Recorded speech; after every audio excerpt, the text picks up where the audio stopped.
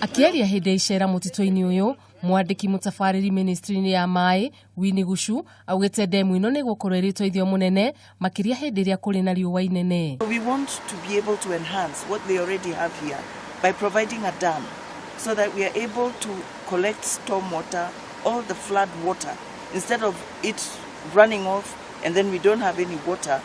We collect all the water, excess water, during the heavy rains and we store that water. No ona kũrĩ ũguo, Gushu nĩ atarĩirie na kuga aikari a gĩcigo gĩkĩ nĩ megũkuruganio nĩguo gũtigĩra nĩ kwambĩkwo mĩtaratara mĩkinyanĩru na nĩguo gũthaitĩra mĩtino ĩrĩa ĩngĩoneka hĩndĩ ĩrĩa demu ciauna ta ũrĩa kwahanĩkire mwena wa Solai. We have something that we're implementing in the Rapid Response Initiative to be able to make sure that these projects are able to take off on time.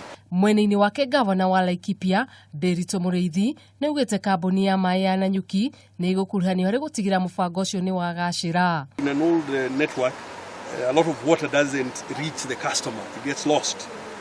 And so in fact, as part of this expansion, we expect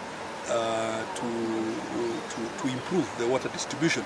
Waki wa demu ĩno ũtanyĩtwo kũhũthĩra kĩmanjĩka kĩa makĩria ma ciringi birioni 5 na kũguna makĩria ma andũ 100,000.